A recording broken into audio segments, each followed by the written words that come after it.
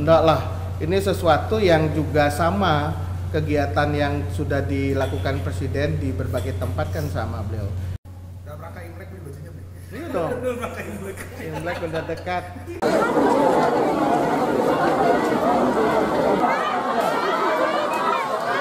Iya, ada beberapa kegiatan beliau tentu terkait dengan pengecekan harga ya, bahan-bahan pokok, dan kemudian juga beberapa kegiatan terkait dengan bansos, bantuan sosial yang memang dilakukan Presiden di beberapa daerah, dan sekarang adalah di Yogyakarta.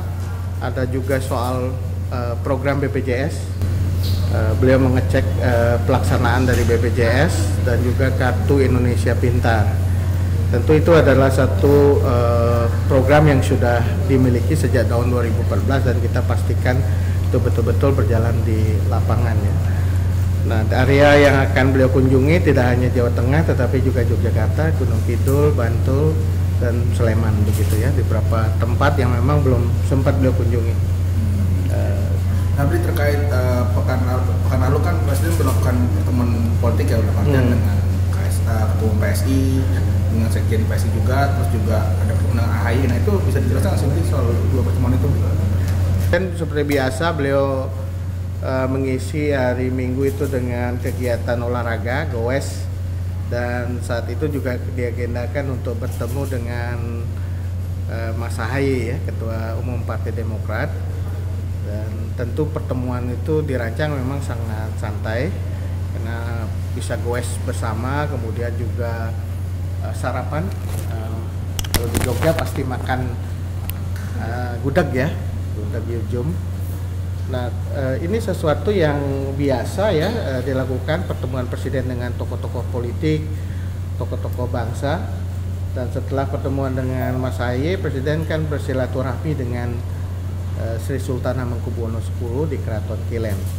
Ini juga satu kunjungan silaturahmi seperti biasa beliau lakukan karena setiap beliau menginap di Istana Kepresidenan Yogyakarta di Gedung Agung, beliau menyempatkan untuk silaturahmi kepada Sri Sultan, dan ini adalah silaturahmi juga yang dilakukan oleh beliau pada kunjungan kerja di Yogyakarta dan Jawa Tengah. Saat kunjungan akhir pekan itu kan Pak Presiden bertemu dengan pejabat-pejabat politik ya di Jogja seperti yang tadi disebutkan.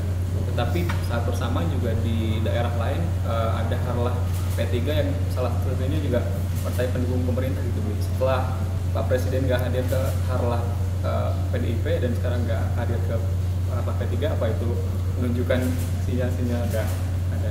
Oh enggak lah, beliau tentu tidak bisa hadir di harlah P3 karena sudah direncanakan untuk beberapa acara di Yogyakarta dan di Jawa Tengah. Di sebelumnya kan agenda yang di hari Sabtunya itu kan agenda Presiden itu kan di Jogja, salah satunya sepak bola. Maksudnya agenda yang sudah direncanakan jauh hari itu apakah juga agenda sepak bola? Nah, itu konteksnya karena kesamaan itu harlahnya P3. Oh, bukan.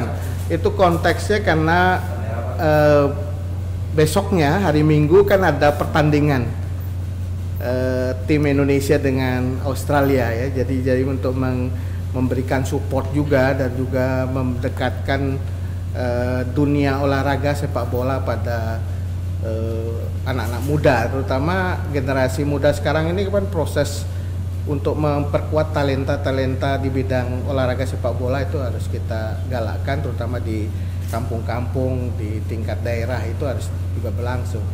Dan menjelang momen pertandingan itu Presiden menyelenggarakan itu atau hadir di dalam proses latihan yang diselenggarakan klub sepak bola anak-anak ya.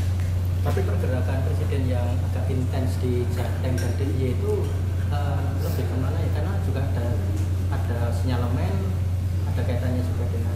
Enggak lah, ini sesuatu yang juga sama kegiatan yang sudah dilakukan Presiden di berbagai tempat kan sama beliau. Itu memastikan kebutuhan pokok rakyat itu tersedia, memastikan program-program pemerintah itu berjalan, termasuk program prioritas yang terkait dengan masyarakat. Dan memang wilayah yang belum dikunjungi itu harus dikunjungi lagi supaya memastikan itu berjalan. Beli sebelumnya kan waktu ditanya Presiden kira-kira akan ikut kampanye atau tidak, kan kata Presiden kita lihat nanti. Nah ini sebelumnya ada pertemuan-pertemuan ini, apakah ini menandakan akan dimulai gitu Beli Presiden melakukan kampanye? Atau sampai saat ini kan belum ada rencana akan kampanye. Belum ada itu Beli? Belum ada rencana. Mas Kaisang, berkaitan dengan bansos yang dibagikan Presiden, ini kan belakangan ini juga menuai sorotan. Apakah memang bansos itu harus dibagikan sekarang gitu di pemilu tahun pemilu saat ini ya? Dan daya beli masyarakat nih saat ini bagaimana sih sampai bansos itu kemudian harus di? Iya, seperti yang sudah saya jelaskan sebelumnya bahwa bansos itu kan kebijakan afirmatif dari pemerintah menghadapi situasi tertentu ya, terutama saat ini kita berhadapan dengan fenomena El Nino. Dan fenomena El Nino ini menimbulkan dampak di mana musim tanam dan juga musim panen itu akan bergeser. Dampaknya tentu pada kesulitan untuk mendapatkan bahan-bahan pokok terutama beras ya, karena memang situasi iklimnya tidak memungkinkan. Yang kedua, situasi global kita juga berhadapan dengan semakin naiknya harga-harga pangan, dan situasi itu tentu akan menimbulkan beban bagi masyarakat. Dan salah satu cara untuk merespon persoalan itu adalah dengan membagikan bansos, karena memang kelompok-kelompok sosial yang berada di lapisan bawah itu memang harus dibantu dalam menghadapi situasi yang sulit ini.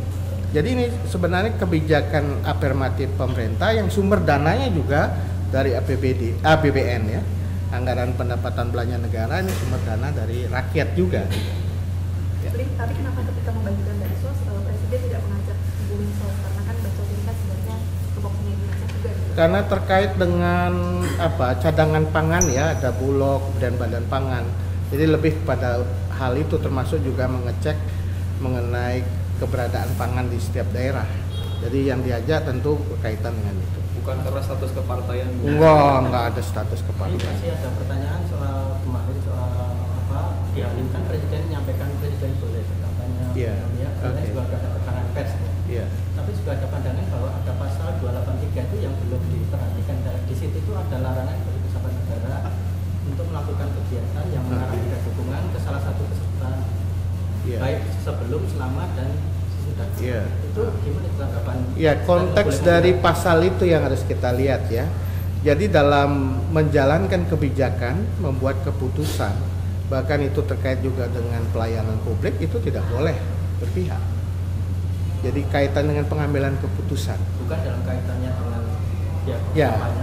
Karena dalam konstruksi yang lebih luas, lebih umum, bahwa pejabat negara itu kan juga ada berasal dari partai politik atau pejabat negara yang kemudian terlibat di dalam proses kampanye karena mereka tergabung dalam tim kampanye misalnya.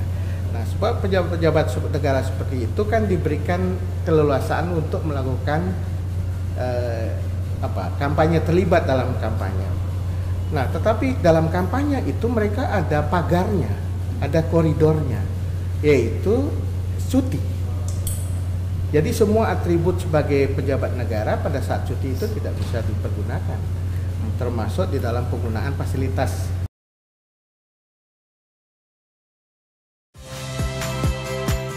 Saya Niluh Puspa. Saksikan program-program Kompas TV melalui siaran digital, pay TV, dan media streaming lainnya.